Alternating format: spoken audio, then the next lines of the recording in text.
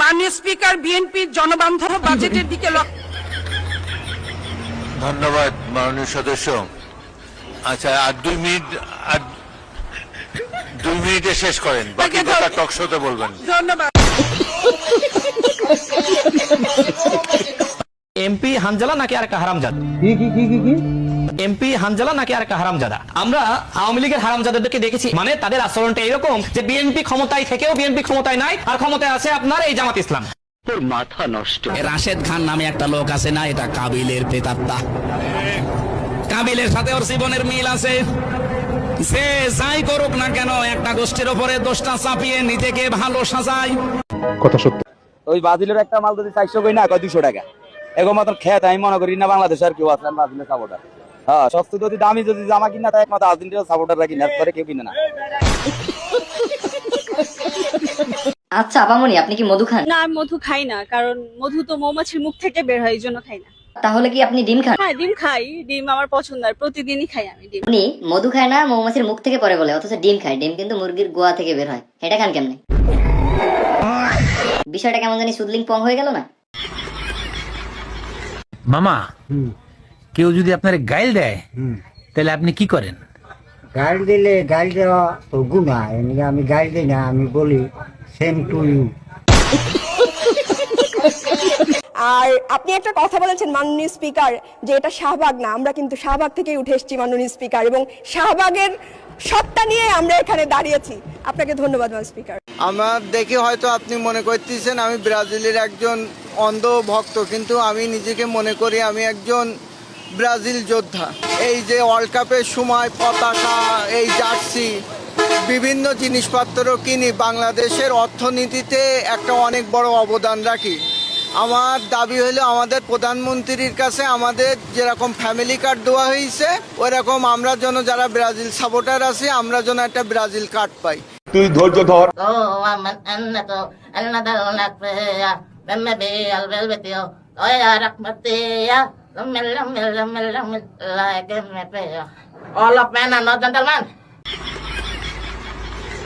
বাংলাদেশে কওমি শিক্ষার মতন একটি ঐতিহ্যবাহী ধারা নিয়ে বাজেটে কোনো নির্দেশনা নাই মাননীয় স্পিকার।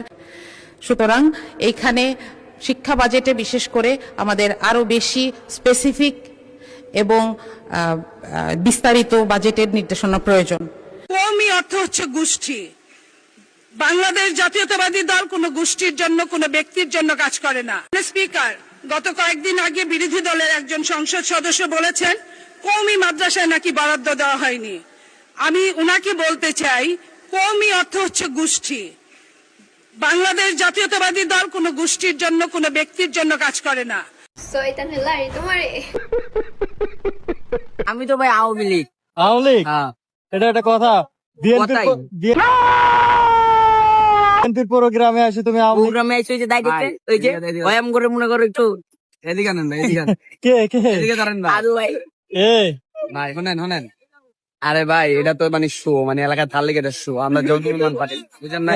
আমরা মন থিয়া করে জয় বাংলা, জয় বাংলা, জয় বঙ্গবন্ধু। রবিউল ইসলাম নয়ন দৌড়াবে, তারেক রহমান সাহেবের গাড়ির পিছনে দৌড়াবে, তারেক রহমান সাহেবের গাড়ির সামনে দৌড়াবে, ইনশাল্লাহ আবার দৌড়াবে, এবং রবিউল ইসলাম নয়নকে ডিমোরালাইজ করার মতো ক্ষমতা এই পাকিস্তানের বাচ্চারা, এই রাজাকারের বাচ্চাদেরকে হয় নাই। আল্লাহ পাক রব্বুল আলামিন সেই ক্যাপাসিটি দিয়েই রবিউল ইসলাম নয়নকে পাঠিয়েছে। আর যদি মন্ত্রী সব নিয়ে যায় তাহলে 300 আসনের দরকার নাই, এই বাজেট দিয়ে লাভ কি? আজকে আমি এই কথা বলবো, সুষম বন্টনের জন্য বাজেট, সব এলাকার উন্নয়নের জন্য এই বাজেট। সবার উপকার করতে হবে, সব এলাকার একসাথে উপকার করতে হবে। গোপালগঞ্জ দেখলে চলবে না। যদি শেখ হাসিনা 64টা ডিস্ট্রিক্ট গোপালগঞ্জ বানাতে পারতো, 64টা গোপালগঞ্জ হতো, তাহলে শেখ হাসিনাকে পালাতে হতো না। নিঃসন্দেহে তুই ঠিক কথা বলেছিস। আওয়ামী লীগ, জামাত, এনসিপি এবং আরো কিছু দল মিলে যদি একত্রে বিএনপির বিরুদ্ধে ষড়যন্ত্র করে, সেক্ষেত্রে বিএনপির পতন হবে। কি কষ্ট? এরপরে কি আওয়ামী লীগ ক্ষমতায় এসে বা রাজনৈতিকভাবে পুনর্বাসিত হয়ে জামাতকে আদর করবে, নাকি জামাতকে সবার আগে তাদেরকে দমন করবে? আচ্ছা, রাশেদ ভাই হচ্ছে একটু ছোট করে বলো। জনদরদি হইছে, এমন জনদরদি, সে জামাতের দরদও বুঝতেছে, বিএনপি যেমন দেখেন আওয়ামী লীগ আসলে সেই আওয়ামী লীগ এসে আবার জামাতরে দমন করবে, মানে এত দরদ রাশেদ ভাইয়ের যে অন্তরটা আলহামদুলিল্লাহ আল্লাহ এত বড় করে দিচ্ছে, এটা বিরাট ব্যাপার। সবার দরদ তিনি তার অন্তরে নিয়ে নিতেছে। আমার ভুল হয়েছে, ক্ষমা করে দেন। ঠিক নাই, রাশেদ বেয়াদব, চরম বেয়াদব রাশেদ, ওর বিচার হওয়া উচিত। মুনাফিক শালা বেয়াদব, তাছাড়া দালাল। এগুলো ভুয়া। উনি তৃতীয় নম্বরে হয়েছে। রাশেদ খান। জি জি জি। আমাদের রাশেদ খান গুরুত্ব কয়েকবার জোর দিয়েই বলছেন যে আসলে এই সংস্কার আদায়ের আন্দোলনে জামাত যদি আন্দোলনের ডাক দেয়, রাজপথে নামে, সেখানে এনসিপি থাকবে না, এটা তার মন্তব্য। থাকবে কি থাকবে না? না, উনি তো টুইস্ট করে কথা বলে মজা পান আর কি, উনি একটু মজা নেওয়ার জন্য বলেন। এই বাইতুল মালের টাকা দিয়ে এই প্রতিষ্ঠানগুলো তারা চালায়, এই টাকা জনগণের। এক কথায় বাইতুল মাল না, বলেন জাকাতের টাকা। জাকাতের টাকা। বাইতুল মাল কারা দেয়? জামাতের নিজস্ব জনশক্তি যারা আছে। জামাতের গঠনতন্ত্র আপনি যান, গঠনতন্ত্রের বলা আছে কেউ যদি তার কর্মী হইতে হয়, তার 4টা শর্তের মধ্যে একটা শর্ত হচ্ছে তাকে প্রতি মাসে তার একটা ইনকামের একটা অংশ দলকে দিতে হবে। আপনি যদি এটা মেনে নেন আপনি করবেন দল, আপনি যদি মেনে না নেন আপনি করবেন না। আপনি তো আপনি জোর করে কার থেকে দিচ্ছেন না, আপনি তো অন্য কোনো দল থেকে, আপনি তো সাইদ ক্যাম্পের কাছে এসে বলেন না টাকা দিতে হবে। আপনি না না, আপনি কালের কণ্ঠ অফিসে এসে, আপনি কালের কণ্ঠ অফিসে এসে বলেন না যে আমাকে 1 লাখ টাকা দিতে হবে আমার দলীয় ফান্ডের জন্য। দুঃখের সাথে বলতে চাই যে ওখানে 37 জন নারী আর এখানে আমরা 13 জন নারী, অথচ টিআর কাবিখার বরাদ্দে আমরা মাত্র 13 জন বঞ্চিত হলাম। স্পিকার, অত্যন্ত দুঃখের সাথে এবং বিনয়ের সাথে অথবা জনগণকে আমি জানাতে চাই, যেই সরকার তার সামনে চেয়ারে বসা নারীদের সাংবিধানিক অধিকার রক্ষা করে না, সমান চোখে দেখে না, সেই সরকার কিভাবে সারা বাংলাদেশের নারীদের অধিকার রক্ষা করবে? স্পিকার, বক্তব্য আমি বলতে চাই, মাননীয় স্বাস্থ্যমন্ত্রী কিছুদিন আগে একটি বক্তব্য ফেসবুকে ভাইরাল হয়েছে মাননীয় স্পিকার, সেখানে মাননীয় স্পিকার আমাকে একটু সময় বাড়িয়ে দেবেন। সেখানে ভাইরাল হয়েছে মাননীয় স্পিকার, সেখানে তিনি বলেছেন, কোট আনকোট, তিনি বলছেন আপনাকে হাত জোর কইরা কই কোন রকম ইলেকশনটা পার কইরা দেন, ইলেকশনের পরে দেখবেন কি রূপ আমার। তিনি একটি শব্দ বলেছেন, তিনি বলেছেন জাউরা রূপ দেখবেন আমার। মাননীয় স্পিকার, এটা হয়তো অসংসদীয়, এই জন্য আমি এটা বললাম না।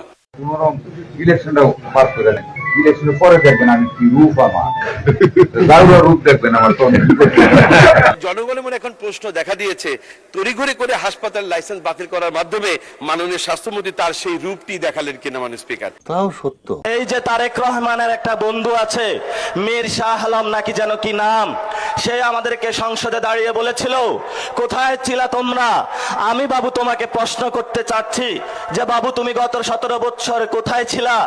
তুমি শিবগুজ মডেলকে গোপালগুল মডেলে ট্রান্সফার করেছ। এই ধরনের উচ্ছৃঙ্খল যুবক যারা হাওয়া ভবনের বর্তমান সরকারে অংশগ্রহণ করেছে, এই উচ্ছৃঙ্খল যুবকদের থেকে বাংলাদেশ রক্ষা করতে হবে। এই উচ্ছৃঙ্খল যুবক কার গর্ভে জন্ম নিয়েছে, কোন দল করে, সেটা আমরা বাংলাদেশে দেখবো না। উচ্ছৃঙ্খল যুবকদেরকে আমরা শৃঙ্খলা আনবো, এটাই আমাদের আজাদির লড়াই।